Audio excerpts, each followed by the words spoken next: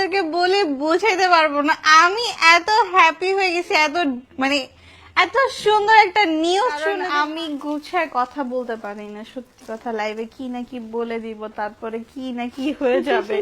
এটা তো আমি চাচ্ছি না, এই জন্য অবশেষে লাইভে এসে সুখবর দিল ঋতু হোসেন, অন্তরা আর রাকিব হোসেনকে নিয়ে।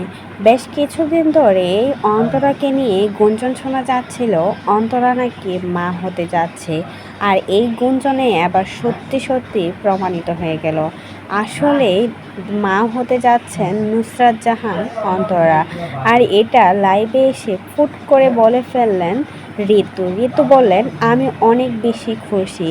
আর এই সুখবরটা শোনার পর আমি তো অনেক বেশি খুশি হয়ে গিয়েছি। আর আমি মুখ ফসকে কি বলে ফেলবো সেজন্যই কিন্তু আমি কিছু বলতে চাই না। আর এটা যে কি ইঙ্গিতে বলেছে সেটা বুঝতে পাবলিক আর বাকি রইল না। সবাই তো বলছে নুসরাত জাহান অন্তরা মা হতে যাচ্ছে, আর সেই খুব সুখবরটাই দিয়েছে ঋতু লাইভে এসে। আসলে কি তাই? হলে কি এবার সত্যি সত্যি অন্তরা মা হতে যাচ্ছে? সবার কথায় এবার যেন সত্যি সত্যি হয়ে গেল। সবাই ভেবেছিল অন্তরা বেশ কিছুদিন ধরে এই কথাটা গরু পাক খাচ্ছে সোশ্যাল মিডিয়াতে। সবাই তো বলছিল নুসরাত জাহান অন্তরা মা হতে যাচ্ছে, আর সবার কথাই যেন এবার সত্যি সত্যি প্রমাণিত হয়ে গেল। ঋতু এবার লাইভে এসে খোলাখুলি সুখবরটা দিয়েই দিল। অনেকদিন ধরে অন্তরার পরিবর্তন দেখে সবাই তো ধারণা করেছিল অন্তরা সত্যিই মা হতে যাচ্ছে।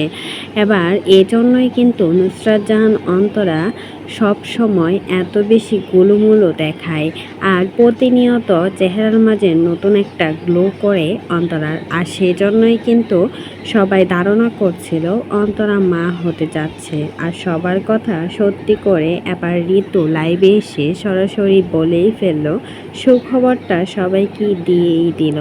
অন্তরা যে মা হতে যাচ্ছে তার সুখবরটা কিন্তু ঋতু নিজের মুখে লাইভে দিয়ে দিল। সে কিন্তু অনেক বেশি খুশি। তো এই বিষয়ে যদি আপনাদের কোনো মতামত থাকে সেটা অবশ্যই কমেন্ট বক্সে জানাবেন।